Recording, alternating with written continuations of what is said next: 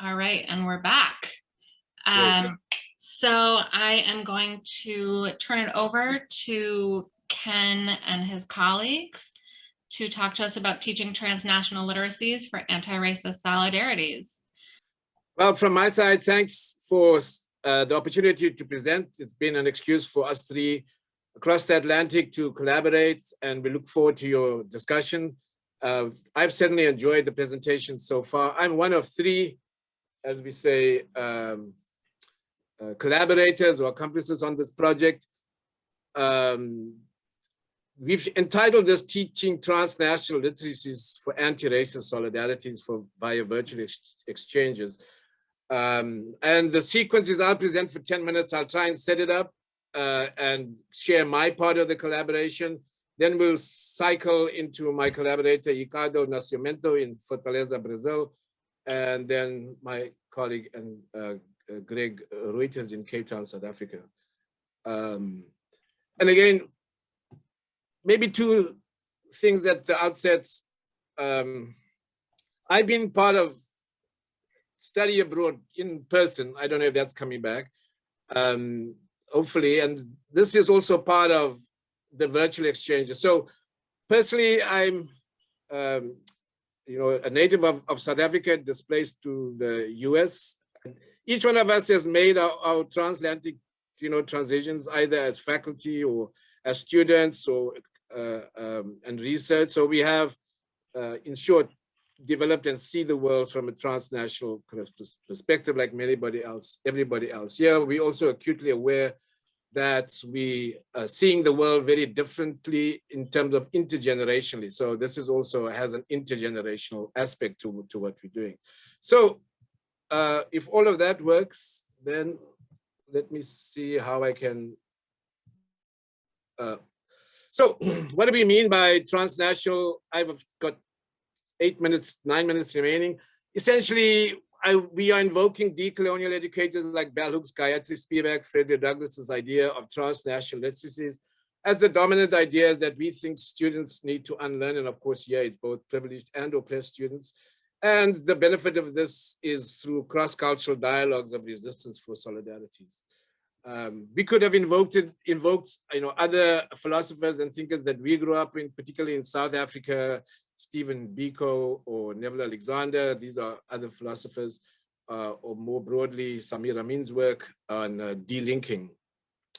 But from a geographical spatial perspective, which I'm in urban planning, Greg's as he will talk about, he's a geographer, and Ricardo is a cultural anthropologist.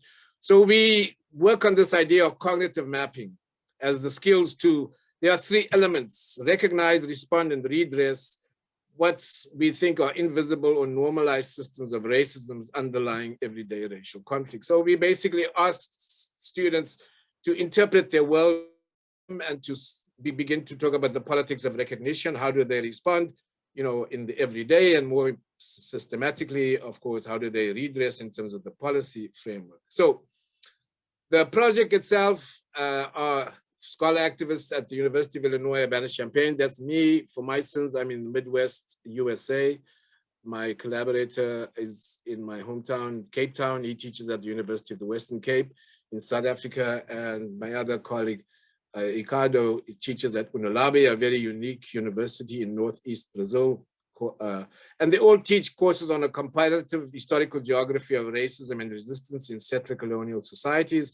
And we try and think through from the local to the global, as other people have already shared. So at the University of Illinois, I'm not going to spend much time except to say that the course I teach is about racialization and race conflicts in segregated cities. It's a required course for urban planning freshmen. And I come at this by looking at the lived experience of urban rebellions. This, of course, unfortunately, is a very appropriate time to be teaching that. I've been teaching it since the last 2 years about the cycle of racialized rebellions. And of course, the question is there a way out of this, or does history repeat itself?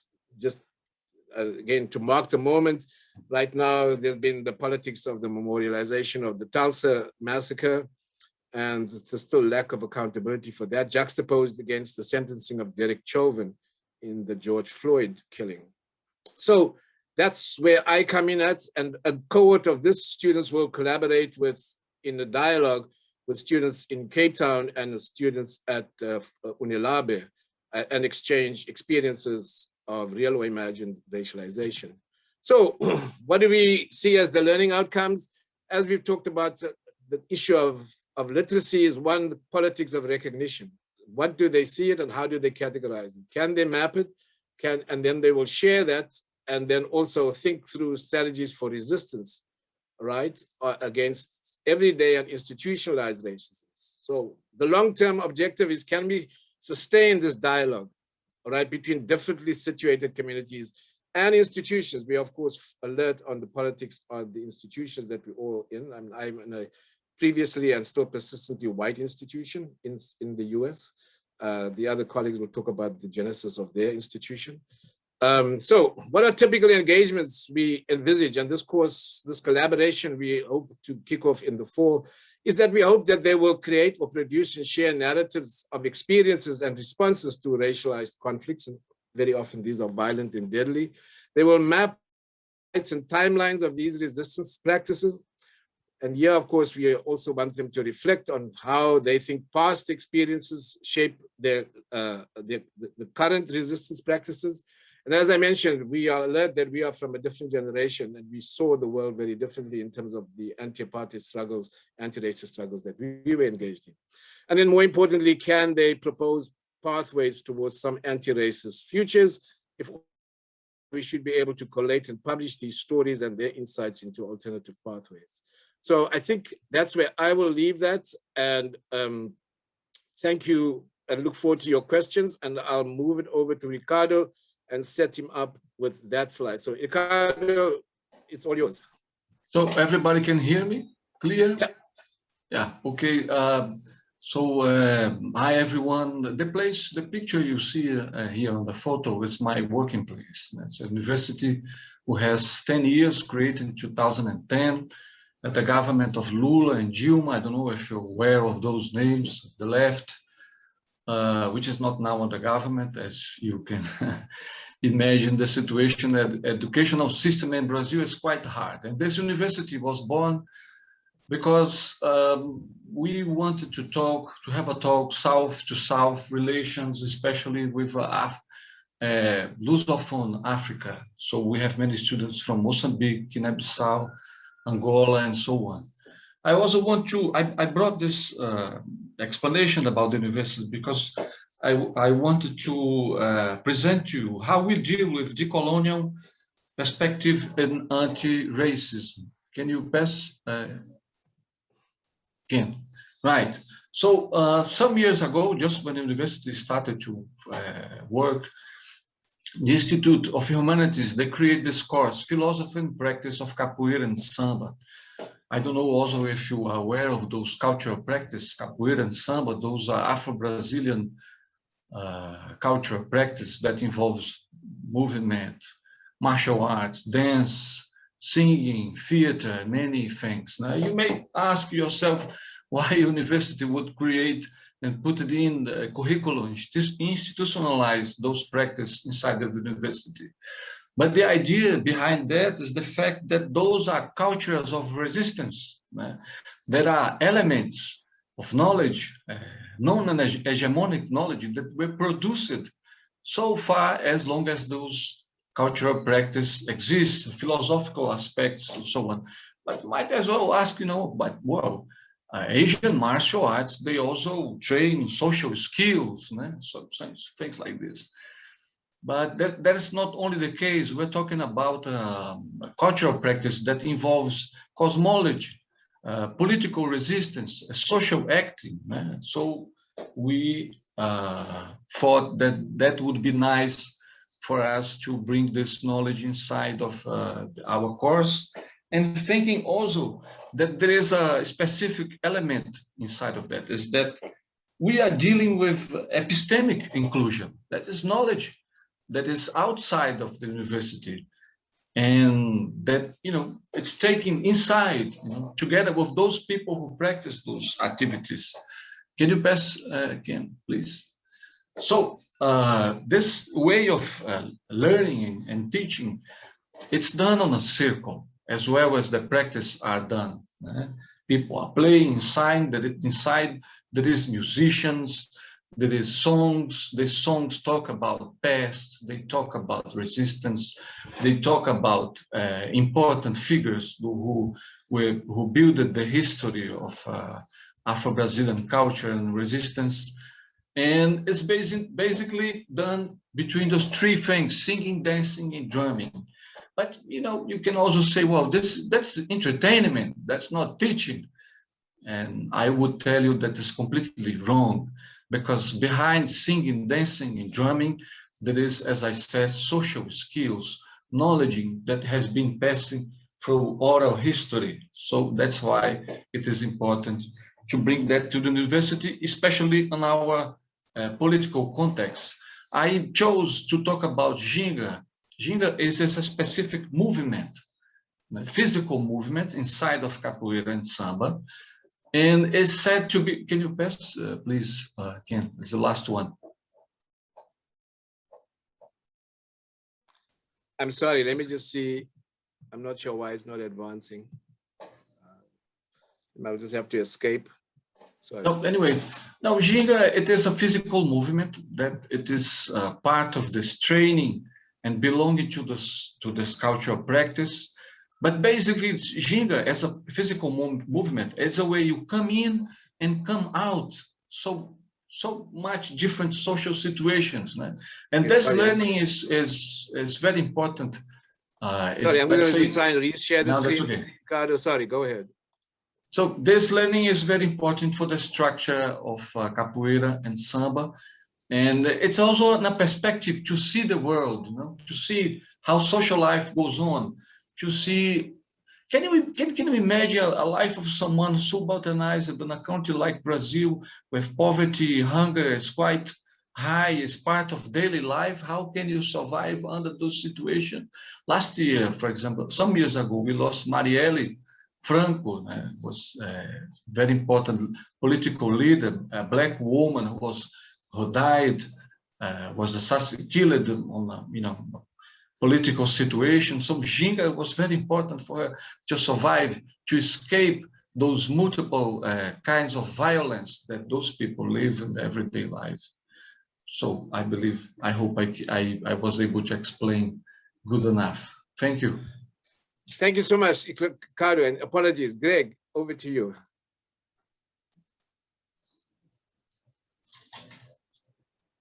Good afternoon, good evening, everybody.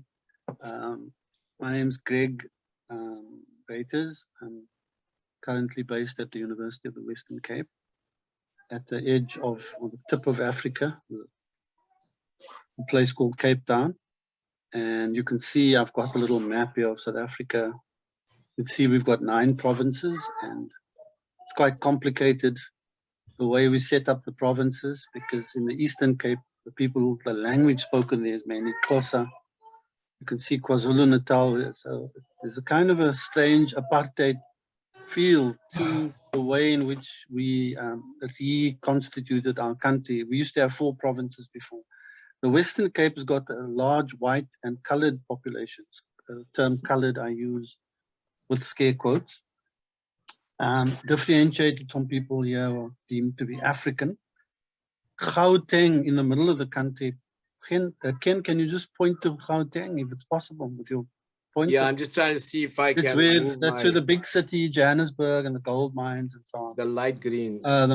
Yeah. Anyway, so we can move to the second slide. So I'm in the Western Cape, place called UWC. This is my building where I teach. It's called the School of Government. And these are the students that are protesting in 2016 after there were a number of critical forces that were generating a crisis at all of the universities. Students were being excluded because they weren't able to pay fees. The government was cutting back on the budget for education, for higher education. And in South Africa, we have massive youth unemployment. That's easily amongst black students, in a township, which is the black area. where black people still live. And then there's the white sort of suburbs. And then there's some areas where so-called colored people live, because people were separated into these groups under apartheid. So basically, this is a historically colored university. And my building at the back, we teach mainly policy. It's a school of government. We teach a lot of civil servants come in there and get their degrees, and we teach undergraduate students as well. So students started to protest all over the country, but it came to a head. One of the major events was the removal, was the call to remove the statue of Cecil John Rhodes. Became known as the Rhodes Must Fall movement. And so that Greg, was... I'm sorry to interrupt. You're very, very soft. So maybe if you can speak up. Okay, I'll talk louder. Yeah, please. So Thank you. Go ahead. basically, somewhere in 2016, there was this huge statue of Cecil John Rhodes, the sort of major British, everybody knows him as the guy who said he was going to conquer the whole of Africa and build a railway line from Cape Town to Cairo. And he was the person who came in with the British South Africa Company, formed a country named after himself called Rhodesia. So if there's any arch imperialist anywhere in the world, it's our man, Cecil John Rhodes. There's a huge statue of him standing, half seated. And the students, the black students who were increasingly coming to these white universities, former white universities. Well, now we're talking about the University of Cape Town, which is another university in Cape Town, because there are 3 different universities. They're actually 4, but the English liberal university is UCT. And so these people at UCT, the leadership there were caught wanting, because the students started to say, we want all these symbolic forms of violence removed. And so they took excrement and poured it over Cecil Rhodes, the Cecil Rhodes statue. And then they wanted the university to remove it completely. So that was a huge thing, because then the students were basically, it was like a state of siege. The students had blockaded the entire university. All 25 universities went into lockdown. So the universities were shut down. Students shut it down. And then universities occupied offices and started teaching themselves. So it's your Paris 68 in a way, and students would teach themselves Steve Biko, Fanon, all of this stuff. It was a great, exciting moment for us, left sort of professors and people who would obviously hope for more out of the South African transition. The students themselves are, at my university, the picture you see there, mainly working class students. A lot of them have part-time jobs. This used to be a mainly colored university. It's now an African and colored university. And you will see in the picture that very few colored students are actually protesting. So there's another little bit of a racial dynamic, which many people don't know about. You think, oh, whites are the problem. Well, they are. White privilege. Whites own most of the South Africa still. So there's all this problem of the colonial kind of nature of South Africa that is unresolved. But there's a movement amongst young people, and these are the people that we're teaching at the moment. Ken, can you move to where? Can you just go to the previous slide? I'm not even sure I got there. So the students started to fight not only against statues and symbolic, what they call epistemic violence, where their heroes are not on the campuses. It's the pictures of all these old white men, pictures, statues, and they wanted all of that. So they fought for that, and they also fought for fees to come down. So there was a political economy against the neoliberal marketization of education. Students said, everybody, it must be universal. Even white students shouldn't pay to come to university. So government was saying, no, it's, we can't afford it. Let rich people pay. And they said, no, everybody should. Education, is a public good. So the notion of a commodity and decommodification became very, and then they went to the workers in the university and said, you people have been outsourced and casualized. We want to end all of that. And so they came up with another movement called Outsourcing Must Fall. So roads must fall, fees must fall. And so these are the things that we would like to share in terms of mapping with the American and Brazilian students. And we want all of our participants to do a little exercise.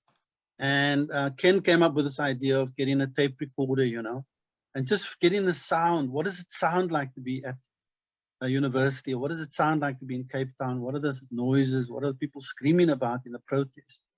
and then to share these sort of soundscapes.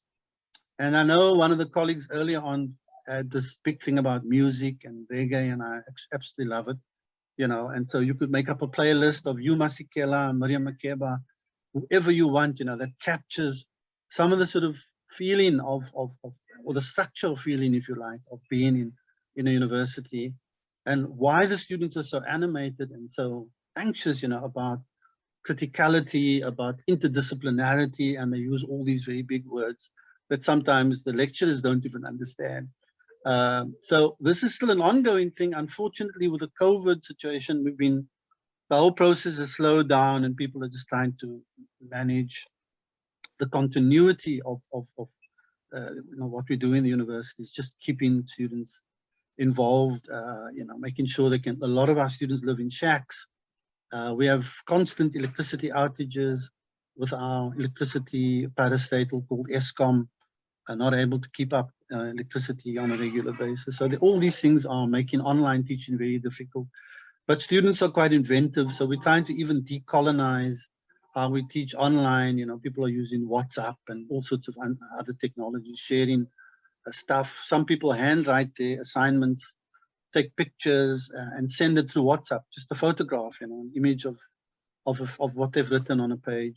But we think that the soundscape thing is something that could be very exciting to capture. What does it feel to live like in a shack settlement, an informal settlement? What are the gender, class, race kind of intersections that are going on? And then also to ask students to just talk about themselves a little bit, about their own financial situations, how they cope, do they have part-time jobs? You know, what are the sort of time-space parameters, if you like? How would they map their own everyday activity, and where are the racial elements in it? So I don't know how much time I have, but I could probably stop there. I think the idea is that students would be doing their own research rather than being fed information, fed content by lecturers. They would go and do their own, make their own tape recordings, soundscapes, do it in their homes and so on, and then use that as a form of knowledge creation or co-creation. And so there are obviously issues around assessment, how do you assess that sort of stuff, but that's all part of decolonizing, because we need to decolonize assessment as well and allow for multiple forms, even if it's drama or plays, or people writing poetry or producing some music, that all of that could be understood as part of a more multiplicity of assessments that we need to take on board. So I'm going to stop there. Thank you, colleagues. Okay. Yeah, well, thank you to my colleagues from my side. I hope that what we've done is contribute to the rich menu of pedagogies, an idea of experiential-based learning in addition to role play and other simulations. So yeah, we're open to questions. So thank you so much from my side and from my on behalf of my colleagues. And for questions and comments, I'll look at the chat, but I'll also look and see if anybody raises their hand to speak. So either one is fine. Great, thank you.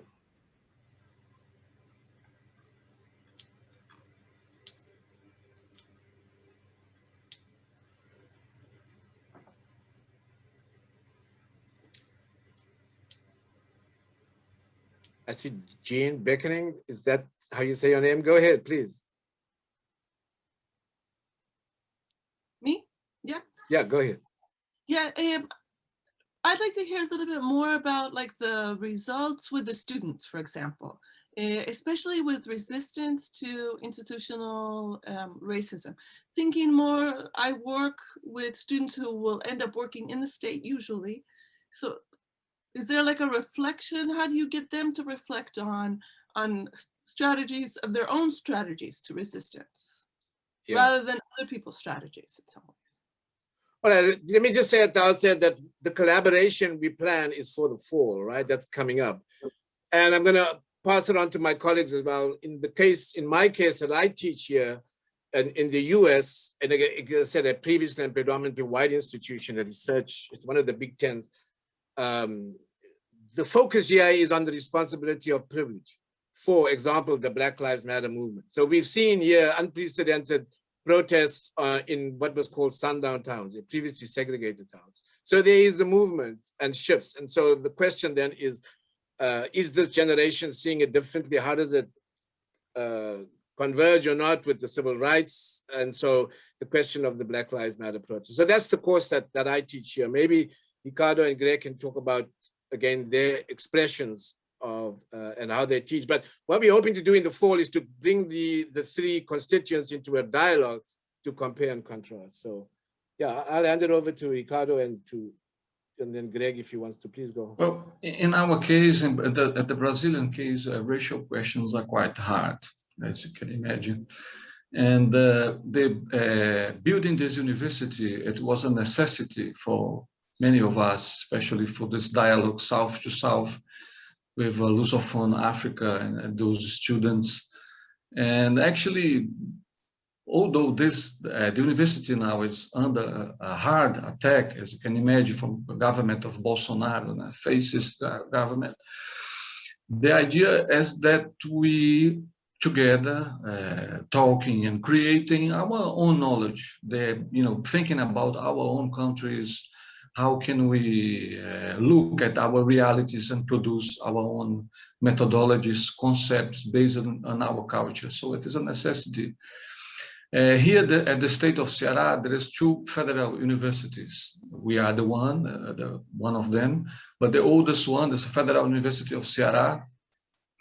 It's in the city center, at the city capital of Ceará, Fortaleza, but hardly ever you will see the discussion of racism or anything like this. All the racism is present inside of the university.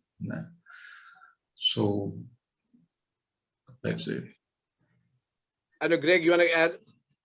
Yeah, no, thanks for those questions. I think there's this whole domain of culture and of kind of a normalization of culture, where we think, that a certain kind of order that we associate with European cities and suburban life is the norm. So I think what this attempt, to get the students to look at the different soundscapes, if you like, of what does it feel like to live with I live close to a settlement, a shack settlement, where there are 17,000 people per square kilometer.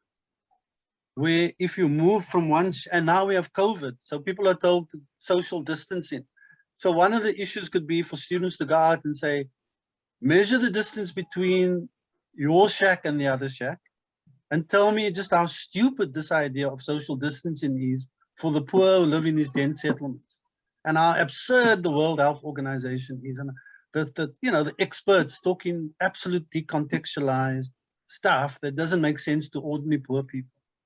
So I think the idea of white space and of rich space, of bourgeois space, I think that's what we want students to get to. And bourgeois sounds, what does it sound like to live in a suburb? What does it sound like to be on a beach on a hot day when there are thousands of poor people on the beach? And the very next day, when the weather's not so good, they're just white people with their dogs walking on the beach, and it's absolutely quiet.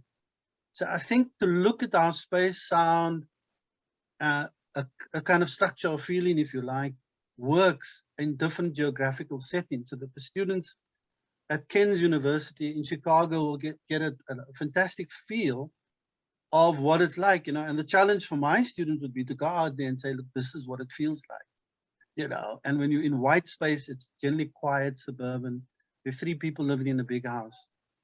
Black space is different, and black as in black and poor. So these are not black elites, top ANC government people. These are the massive South African black people who are living in these awful townships, and if you go through a township, the first thing you notice is there's a hell of a lot of noise. People are playing reggae music, disco, it's just full of noise. There's a kind of almost homeliness about it. You've arrived, you're in the township. It's a terrible place. It's dirty, all of that, but there's something to it that's so different from the alienated white space of the suburb. So hopefully, as a geographer, and Ken, who studies this stuff as well, and our colleague in Brazil, we're going to pull all of this together and get students to begin to understand how space, cities, race, and mapping works. So that would be the sort of the assignment, and we would use certain key concepts that we'd want them to talk about, and when they write the narrative section of the soundscape, that they incorporate as much as they can some of the kind of terminology that we would use in critical geography to understand how space, race, identity, and these sorts of things get mapped. I hope that helps. No, thanks, Greg. So, Again, I was just going to say there's some questions in the chat, and one from Lee, and Ellie's is second, but I'm wondering if maybe you want to address Ellie's first and then go to Lee's question, because it touches on what Greg was just talking about specifically. Thanks, Mary Jane. I was going to suggest the same. Yeah. Yeah. All right. First of all, thanks for my contributions, my friends. So the idea here, just to kind of put it into a focus, is through these dialogues, transnational dialogues, we hope that there'll be a pushback against real or imagined stereotypes, right? About what does the township look like and not. So what we're trying to do here is to unsettle stereotypes. That's the point. And hopefully people to reach across differences. So Ellie's question specifically is about what the students will be doing in class. So, and that is actually tied to Lee's project. So maybe the way we teach, I guess if you want to think about it, is to front and center the experience, right? So these are all experiential based. And yes, Lee, there is a lot of discomfort with the stage. That's what students expect. I tell my students I'm going to be the facilitator on the side, right? So it's that confidence. And after 2 or 3 sessions, they actually build up. Now, I think some of you may have mentioned this. One presenter talked about something called creating a safe space for these sorts of dialogues. In my pedagogy, I tend to use something called a courageous space. In other words, I don't want you just to repeat the stereotypes, and you should experience some discomfort. But my role here is to create a space that's based on principles of respect for difference, all right? And to understand that we all have different experiences, but then to see, and the pedagogy is that we'll come to a better picture collectively than individually. So that's part of the whole thing. None of us can have the whole picture. I'm sure some of you are familiar with that sort of imaging. So yeah, it's shifting the role from, as Lee said, the sage on the stage to the facilitator on the side. And some students love it, others are extremely discomforted. And in fact, if I can share, marginalized students, right, who don't fit into the cultural domain, actually prefer this once they develop sufficient confidence, all right, that their voice is valued. Now, of course, you have to make sure that that all works. I don't know if Greg and Ricardo wants to respond to that before I move on to AJ. Oh, no, sorry, AJ is just stepping away. So Greg and Ricardo, do you want to respond? I think, is that Arias? I'm not sure if I'm saying the name correct. I see your name up, but let me ask Greg and Ricardo to give their response to the questions in the chat. Yeah, look, I mean, this thing about, I'm trying to look at the other question that was much earlier, the thing about resistance. Yeah. Yeah, and it's always going to be an issue, but the decolonizing imperative is to make universities comfortable for everybody, but in particular for people who were previously dispossessed and marginalized and oppressed. So there was a lot of resistance to the removal of the Rhodes statue. And there was people, there were all sorts of accusations of, fascism, black fascism, how dare you remove the statue? It's part of our history. You're removing history. This is not possible. What are you going to do with it? So it's still an ongoing debate because they've moved it they put it into some storage facility now. And no one knows what to do with these statues. I mean, what do? Do you smash it up? Do you throw it into the sea? I mean, this is a huge debate, and the students should talk about that as well. What do we do with these obnoxious statues of imperialists? How do we, so that's part of the debate, but people in any event, they want them removed because they are violent. It's a form of violence. We are celebrating our own dispossession and our own oppression by having ourselves look at these things all the time. So people want that out.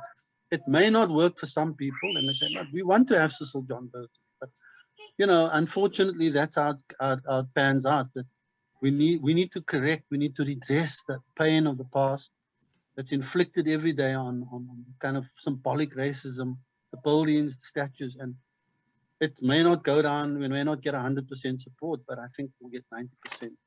There'll always be a few people that are going to be unhappy, just like what happens at UCT. White students sometimes walk out of a lecture when they see that the lecturer is black.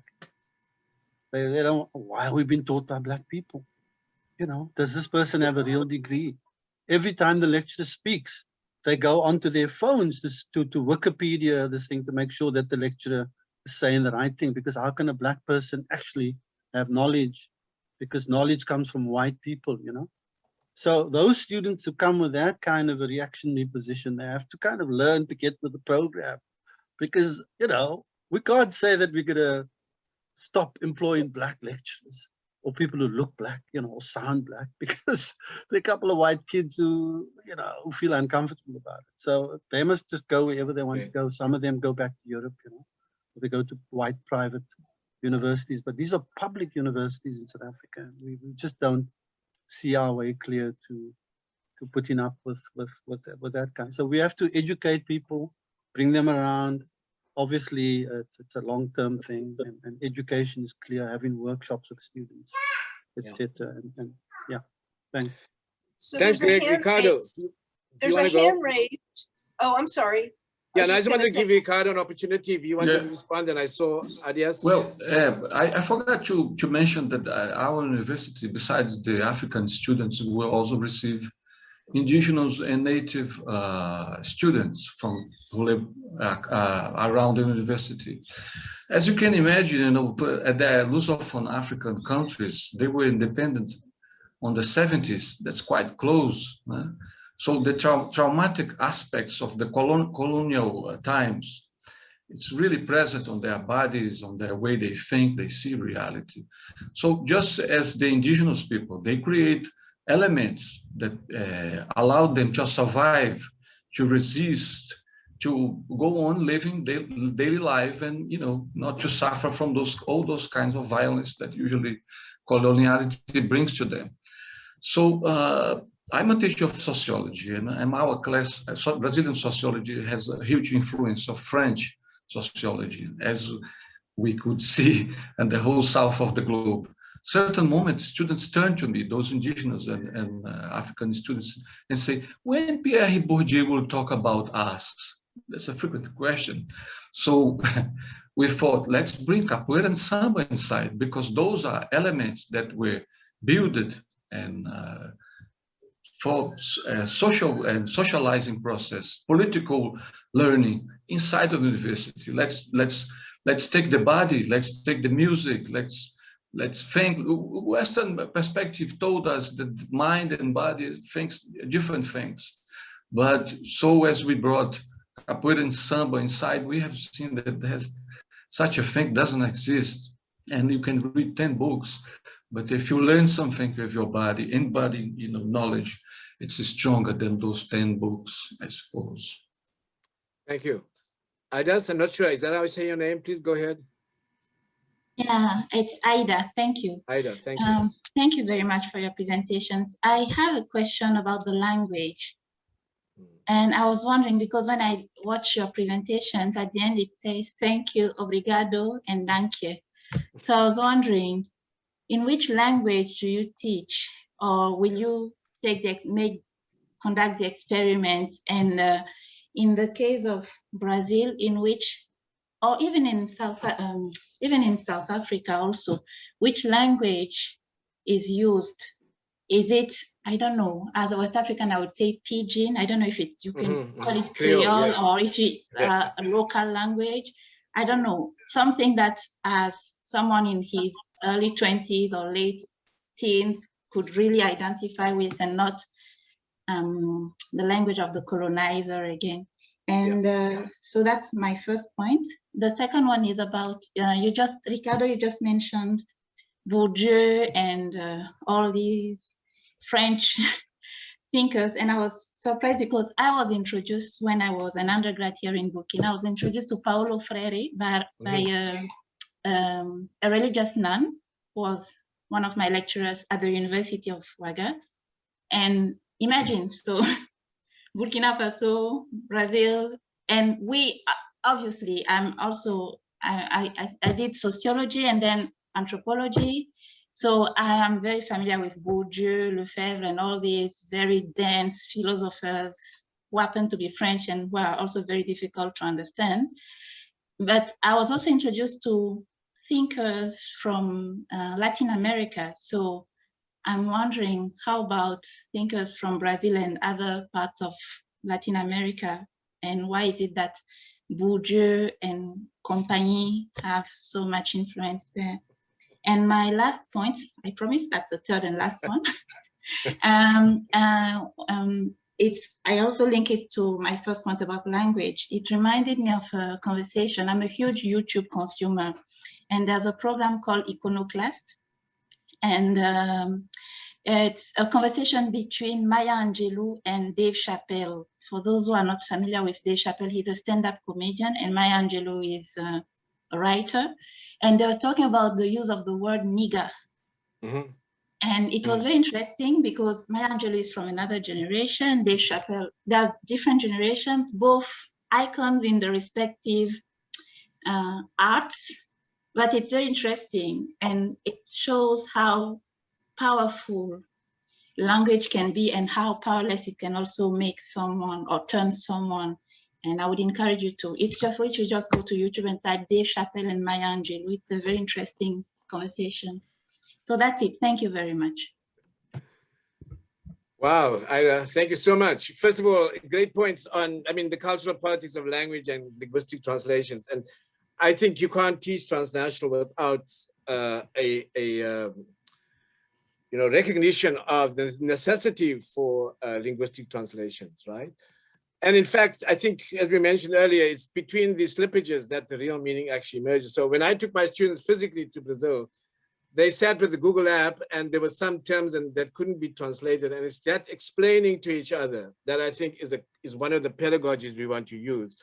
And again, what is sometimes assumed, I think problematically, American students or North American students is, okay, is English as a second language, right? They don't speak English properly, and there's a tendency and a disposition to correct, all right? And then the question, of course, is to push back against this correction, right? And to then deal with the appreciation and celebration of difference. So language and linguistic translations are key in this type of exercise where the objective is communication and understanding. Now, suddenly, students from North America go there, and because of their linguistic disabilities, they can't navigate their way, right? And so so now you have to rely on the local. That's the one point.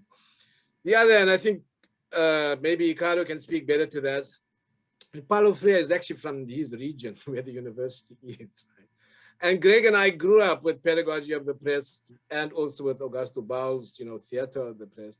So for me, this was almost a pilgrimage going there, right? But he could speak to how his students who are from there actually relate to the local thinkers, right? That are respected worldwide because of their philosophical approaches. But clearly, this approach is based on Pedagogy of the Press. It's just to start where people are at, right? With the experiential-based approaches. And then, as he said, moving from the word to the world and back and forth, right? So the slippage between the word and the world. So it's also about recovering thinkers who have been rooted within those local politics and how they translate and articulate these different concepts.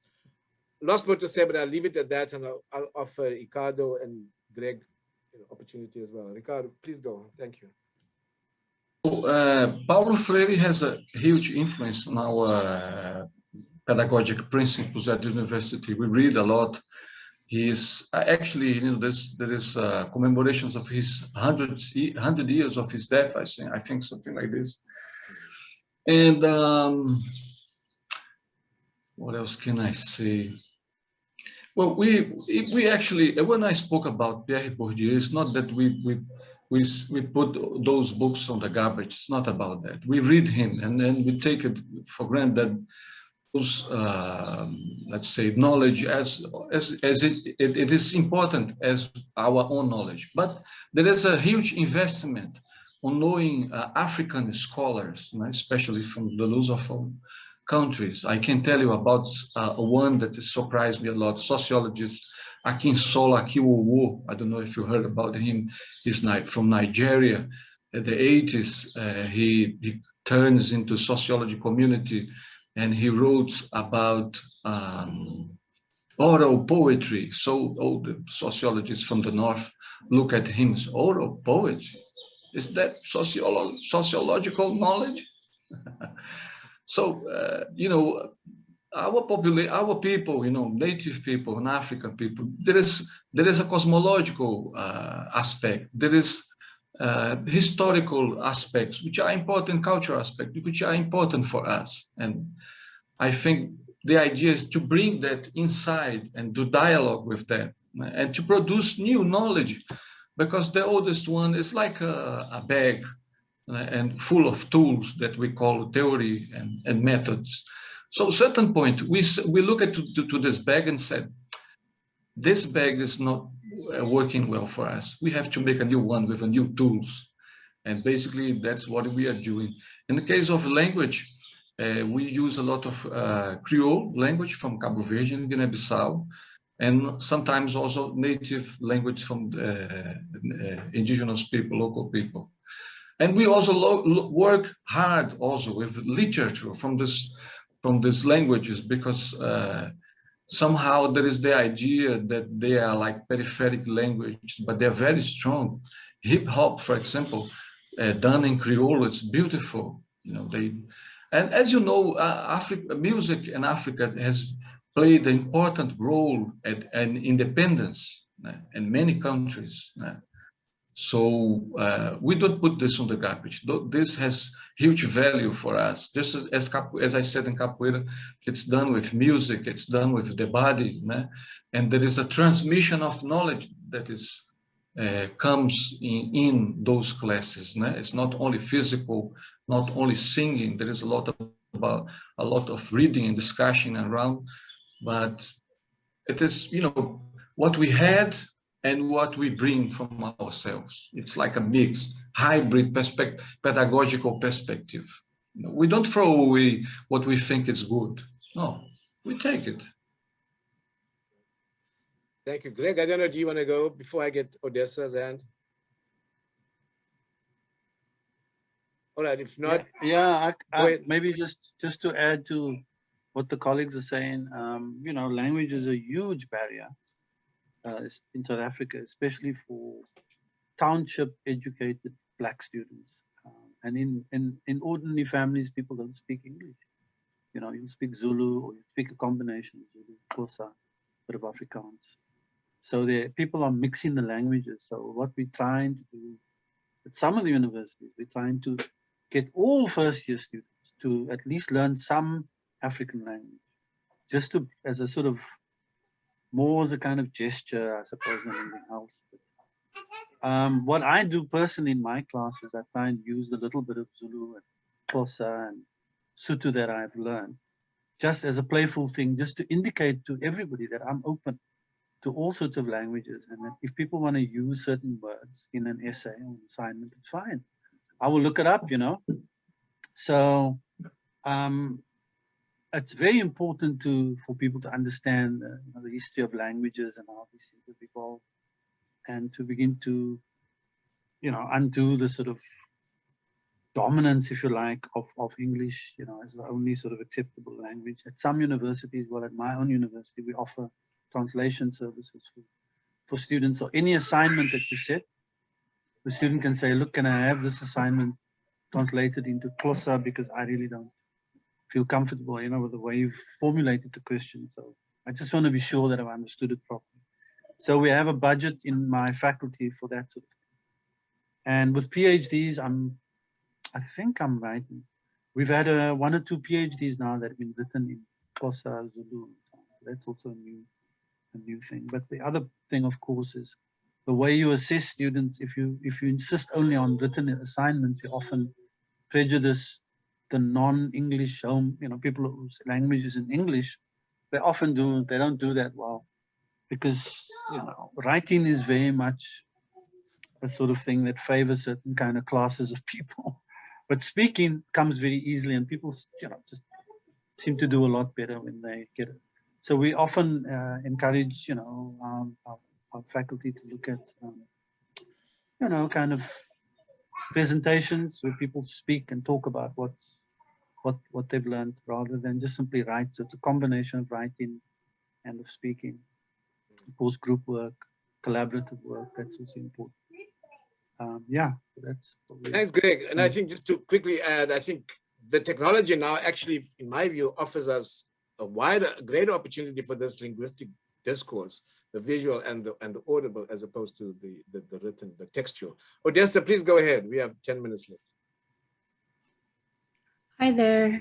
Thanks for your presentation. So my question, so I was wondering how students fit or make sense of your class vis-a-vis the other classes in the program, which may have, misalignments or contradictions. So I guess I'm assuming that your departments are not as fully invested in the same priorities and perspectives in your classes. And so how do the students kind of make sense of that? And if you talk to them about that, or if you just in general, yeah. So the entry point, and again, this is based on our reflections, as if you said, an earlier generation. So this is very much an intergenerational dialogue and also a transnational. What we are hoping is that students, we will challenge, or in my experience, when I've taken students physically abroad, is when they share insights as to how were their stereotypes kind of disturbed by what they experienced. In other words, so we asked them to reflect, on their positions before and after the dialogue. And the question is, how did you come into different insights as a consequence of that dialogue? Right? I don't know if that makes sense. So we kind of center the idea of, discursive dialogue and insights in terms of what you had assumed. So it's getting back to challenging the cultural assumptions. So for example, one of the most, routine thing when I take racialized African-American students or white students in the US to South Africa, immediately their world is upside down because the demographics is upside down. All right, so racialized whites are now in a minority. All right, and so they get to deal with what that actually means. Of course, a statistical minority. And there's those sorts of, geographies, the demographic shifts, and the identities are also changed. This is the point. Some who are construed Black in the US are construed differently as Asian, as South Asian in South Africa. All right, so it's the geography, it's how cultural identities and assumptions shift, both regarding geography, but also, let me say temporarily, and I don't know, Greg could speak about that. My generation, under philosophers like Stephen Biko, for us, asking somebody's question around race was fighting words, right? All right. When I got to the US, these are people almost routinely and unchallenging accept this question on the race. For us who grew up with some of the interlocutors like Fanon, like Steve Biko, was race or racism was essentially a denial of the practice of a shared human existence, right? So we rejected the idea of the human species, being subdivided into racial categories. So that was something that I find still, disconcerting is the easiness with which students here accept racialized identities, right, as opposed to us. But anyway, these are intergenerational, and of course, currently now in South Africa, essentialized notions. Or to put it differently, as Steve Biko would said, for us, Black is not a color, right? Black is a political category, right? This is Stephen Biko's philosophical insight. So the way in which students here read race immediately from color is very disturbing in the US. And again, in Brazil, the issue of racial democracy, as Ricardo mentioned, there's a different value with regard to race, right? So in South Africa, we have a project of a non-racial project, whereas in the US, it's a multiracial project. So the concept of race is differently valued. And we're trying to, and there's a lot of literature around this idea of a racial democracy, non-racialism, multiracialism, and so forth and so on. But anyway, to answer your question more directly, we find that when students shift their geographies, then their assumptions get challenged, especially when it's in dialogue. And our essence here is to create a space where they can reflect on how their assumptions, or basically, how they unlearn as a consequence of this dialogue. Do you find that they're like challenging their other courses that may be missing race, or, we hope so. Yeah, we hope to be sowing the seeds. Again, that this is a global construct and that there's a geography to racism and racial practices. The US, it's experienced and practiced differently from South Africa, from West Africa, and so forth and so on. There's another hand up by Jean, but let me ask Ricardo and Greg to weigh in because we have 5 minutes left. Ricardo, please go ahead. I just want to say that the basic idea here is experience. I think the idea of decolonizing came into our vocabulary. So far, everyone puts that word when they talk somewhere in our theses and articles and everywhere. But I think in our case, it is also a social and a practical political commitment. So the idea of experience, learning through experience is quite strong and important. I remember when Salo came here to Fortaleza, for example, we would walk a lot, visit places, smell, see, touch, talk, and that's how they get to learn things, and somehow also feels uncomfortable with the reality they brought to us and this cultural shock that this meeting produced. Great. Thank you. Greg, do you want to add? Yeah, no, I just think it's a good question from the colleague. And I think it's important that you navigate whatever you do in your own space, in your own university, because not everybody's on the same page, and some people may find the stuff a bit too adventurous, or, it could be uncomfortable for a significant number of people. So I do think you need to be careful about not personalizing the things, so that we're not attacking a white person or a privileged person, but we're looking at structures of privilege. And I think the whole idea of a university, the classical, even the African university, has always been about traveling.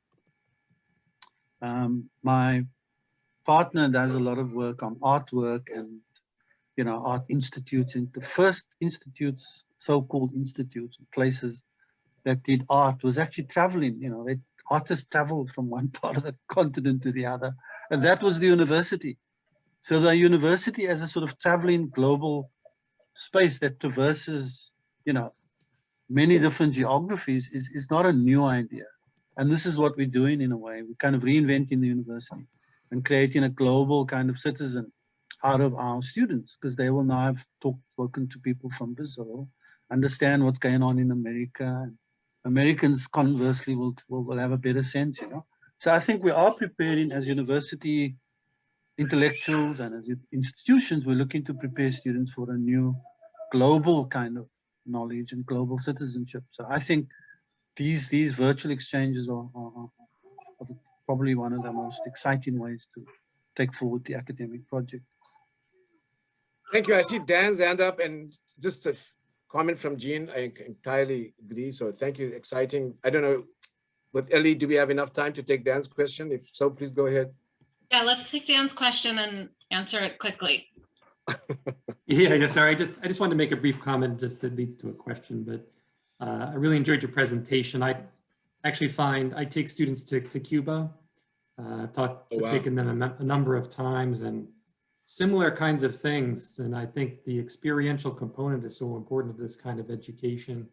I experienced my students, they fit into a certain ethnic or racial category in the United States, but they go to Cuba and their minds get kind of re-altered about how just being in a different place reorients how we imagine these constructs. But I just had a question about how you make sure in your international experiences that the students are better at kind of immersing, engaging, observing, and not talking, like kind of just soaking it in as opposed to trying to just, dominate their, try to convince others that our point of view is right, as opposed to just observing and understanding. Right, it's a great question to conclude on, right? Obviously, there's no easy way. what we're hoping is to share the experiences that we've had. And especially now, I think in this dangerous moment, I think in the US, they call it cancel culture, right? The sort of intolerance for difference, right? And I think this is the challenges of this type of pedagogy, where we can facilitate these dialogues in mutually respectful ways. So basically, the idea is to get students to sign on to a set of rules about how they're going to respect differences, right? So that's really the cultural aesthetic we want to bring to. I don't know if Ricardo, you got some concluding remarks on managing respectfully differences. Come on. Okay. If not from my side, thank you so much for your contributions and opportunity and this opportunity to dialogue. So yeah, peace out. Thank you. Thank you so much to the presenters and everyone for such a great conversation.